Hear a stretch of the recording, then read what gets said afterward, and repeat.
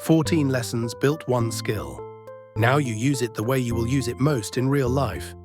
Not writing an emulation, but judging one. A paper on your desk, a colleague's plan, your own draft at 2 a.m. And here is the gift of this whole framework.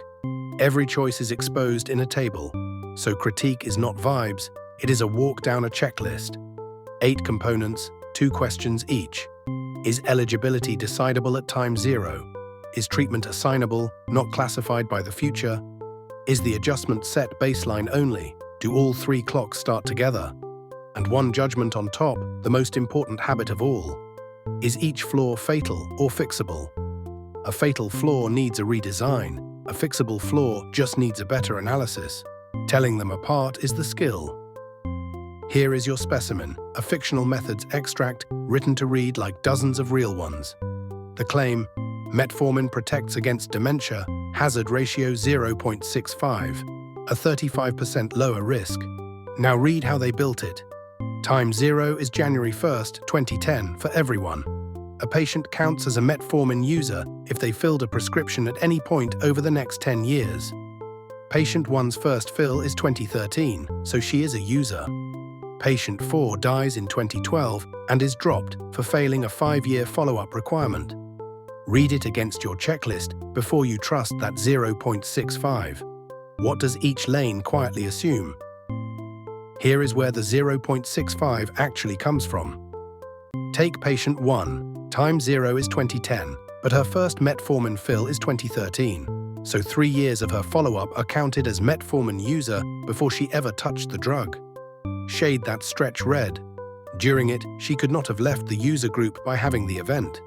Because if she had had dementia or died, she would never have filled that later prescription. That red time is event-free by construction. It is immortal.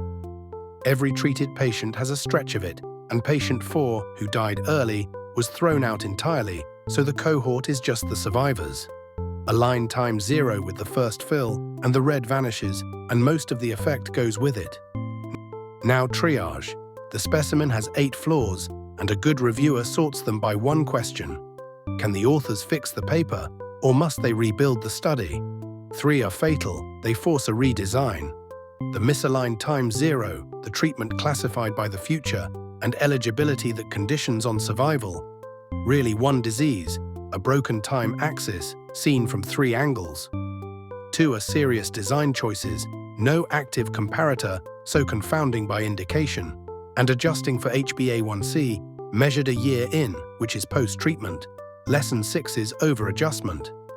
And 3 are fixable by reanalysis, naive per protocol with no censoring weights, a surveillance-sensitive outcome, and no defense section at all. Same 8 findings, sorted by severity, not by reading order. So which do you say first? This is where reviews go wrong. Lead with the fatal flaw, the one that decides whether the paper is salvageable at all.